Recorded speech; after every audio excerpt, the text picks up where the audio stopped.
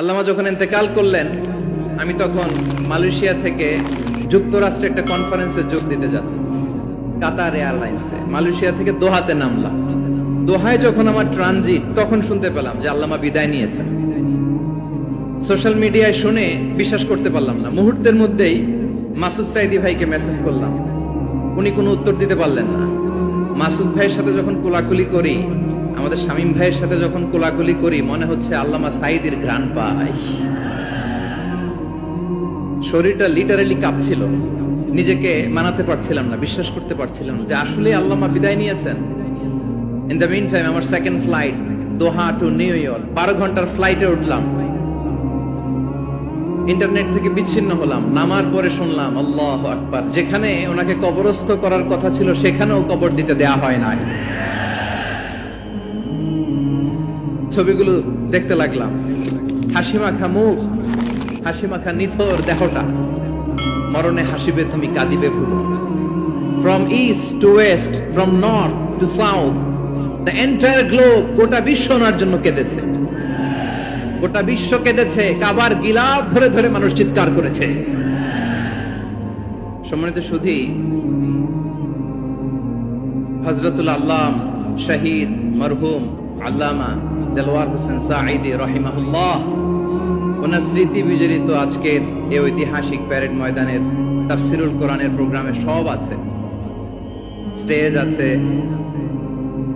শ্রোতা আছে, প্যান্ডেল আছে, মিডিয়া কাভারেজ আছে, কিন্তু আমাদের কলিজার টুকরাটা আমাদের মাঝে নাই। আজকের এই প্রোগ্রামে আলোচক হয়ে এই চেয়ারে আমি না বসে ওই শ্রোতাদের কাতারে বসে যদি আমাদের আল্লামার নুরানি চেহারার দিকে তাকিয়ে ওয়াজ শুনতে পারতাম, আমাদের হৃদয়টা ঠান্ডা হয়ে যেত, আমাদের তৃষ্ণার্ত হৃদয় শান্ত হতো। সব আজকে আছে, কি যেন নাই, ঠিক কিনা বলেন? আল্লাহ তাআলা প্রতি 100 বছরে একজন মুজাদ্দিদ পাঠান, প্রতি 100 বছরে একজন মুজাদ্দিদ, যিনি সমাজকে সংস্কার করেন। আল্লামা দেলওয়ার হোসেন সাঈদী রাহিমাহুল্লাহ ছিলেন তেমন একজন মুজাদ্দিদ। চিৎকার করে বলেন ঠিক কিনা? উনি শিরক বিদআতের আস্তানাকে তছনছ করে দিয়েছেন, তাওহীদের বাণীকে সমুন্নত করেছেন, গণমানুষের কাছে তাফসিরুল কোরআনকে জনপ্রিয় করেছেন।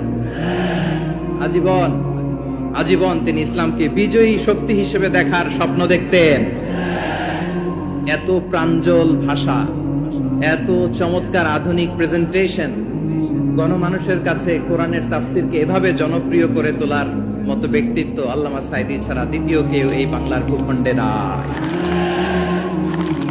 এই যে তাফসিরুল কোরআন, এই যে টার্মিনোলজি, এই টার্মটাই উনি আসলে জনপ্রিয় করেছেন। আমরা আগে জানতাম না যে এভাবে তাফসির করা যায়, এভাবে scientific indications of the Holi কোরআনকে মানুষের কাছে পেশ করা যায়, এভাবে এত জীবন ঘনিষ্ঠ করে, এত ইন্টারেক্টিভ করে কোরআনের কথাগুলো মানুষের কাছে উপস্থাপন করা যায়। উনি অন্যায়ের বিরুদ্ধে সবসময় সোচ্চার ছিলেন, প্রতিবাদী কণ্ঠস্বর ছিলেন। ওনার আলোচনা শুনলে দেহের রক্ত টকবক করে ফুটতে থাকতো। আল্লাহু আকবার, আল্লাহু আকবার, আল্লাহু আকবার। He was a strong mouthpiece of Islamic revivalism. Islamic জাগরণের স্ট্রং মাউথপিস ছিলেন আল্লামা সাঈদী রাহিমাহুল্লাহ।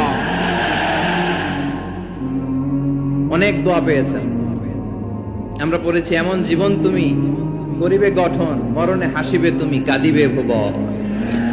গোটা বিশ্বকে তিনি কাঁদিয়েছেন। আল্লামা যখন ইন্তেকাল করলেন, আমি তখন মালয়েশিয়া থেকে যুক্তরাষ্ট্রে একটা কনফারেন্সে যোগ দিতে যাচ্ছি, কাতার এয়ারলাইন্সে। মালয়েশিয়া থেকে দোহাতে নামলাম। দোহায় যখন আমার ট্রানজিট, তখন শুনতে পেলাম যে আল্লামা বিদায় নিয়েছেন। সোশ্যাল মিডিয়ায় শুনে বিশ্বাস করতে পারলাম না। মুহূর্তের মধ্যেই মাসুদ সাইদি ভাইকে মেসেজ করলাম, উনি কোনো উত্তর দিতে পারলেন না। মাসুদ ভাইয়ের সাথে যখন কোলাকুলি করি, আমাদের শামীম ভাইয়ের সাথে যখন কোলাকুলি করি, মনে হচ্ছে আল্লামা সাইদির ঘ্রাণ পাই। শরীরটা লিটারালি কাঁপছিল, নিজেকে মানাতে পারছিলাম না, বিশ্বাস করতে পারছিলাম না যে আসলে আল্লামা বিদায় নিয়েছেন। ইন দ্য মিন টাইম আমার সেকেন্ড ফ্লাইট দোহা টু নিউ ইয়র্ক, 12 ঘন্টার ফ্লাইটে উঠলাম। ইন্টারনেট থেকে বিচ্ছিন্ন হলাম। নামার পরে শুনলাম আল্লাহু আকবার, যেখানে ওনাকে কবরস্থ করার কথা ছিল সেখানেও কবর দিতে দেয়া হয় নাই। ছবিগুলো দেখতে লাগলাম। হাসি মাখা মুখ, হাসি মাখা নিথর দেহটা, মরণে হাসিবে তুমি কাঁদিবে ভুবন। From east to west, from north to south, the entire globe, গোটা বিশ্ব ওনার জন্য কেঁদেছে, গোটা বিশ্ব কেঁদেছে। কাবার গিলাফ ধরে ধরে মানুষ চিৎকার করেছে। এর চেয়ে শ্রেষ্ঠ মৃত্যুকার হতে পারে? আমাদের আল্লামার আর কি পাওয়ার ছিল বলেন? আর কি পাওয়ার ছিল? কুল্লু নাফসিন যায়িকাতুল মাউত, যারাই দুনিয়াতে আসবে তারা ইন্তেকাল করবে, এটা আমরা মেনে নেই, এটা আমরা জানি। কিন্তু অবাক করা বিষয় হচ্ছে আমরা আজও জানি না আমাদের আল্লামার মৃত্যু কি স্বাভাবিক হয়েছে নাকি এটা পরিকল্পিত মেডিকেল কিলিং ছিল। এটা যে পরিকল্পিত মেডিকেল কিলিং ছিল এটা ধারণা করার পেছনে অনেক কারণ আছে। তিনি আধিপত্যবাদের বিরুদ্ধে সোচ্চার ছিলেন, ফ্যাসিবাদের বিরুদ্ধে সোচ্চার ছিলেন, রাজনৈতিক প্রতিহিংসার শিকার ছিলেন। এজন্য এটা মেডিকেল কিলিং হতে পারে এ ধারণা আমরা করতেই পারি। আওয়াজ করে বলেন ঠিক কিনা? যে সময়টা আমরা কাটাচ্ছি এত সুন্দর সময় বাংলাদেশ আর পাবে না। আমাদের জন্মের পর থেকে এরকম চমৎকার সময় আমরা পাই নাই। এটাই আসল সময়। আমরা ইন্টারিম গভর্নমেন্টের কাছে দাবি জানাই, উচ্চতর তদন্ত কমিটি করে এটা কি হত্যাকাণ্ড ছিল নাকি স্বাভাবিক মৃত্যু ছিল, এই রিপোর্ট গণমানুষের কাছে প্রচার করে জানাতে হবে। এই দাবির সাথে কি সবাই আপনারা একমত?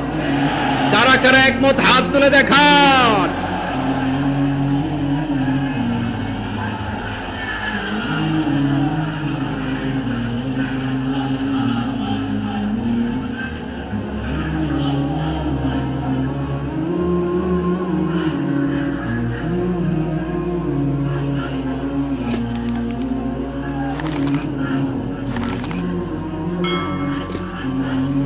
আমার প্রিয় ভাইয়েরা, প্রিয় চট্টলাবাসী, আল্লাহ তাআলা তার এই মুখলেস গোলামকে তার জান্নাতুল ফেরদাউসের মেহমান হিসেবে কবুল করুক, তার জীবনের সকল খেদমাগুলোকে কবুল করুক, জান্নাতুল ফেরদাউসের আলা মাকামে তাকে মেহমান হিসেবে কবুল করুক।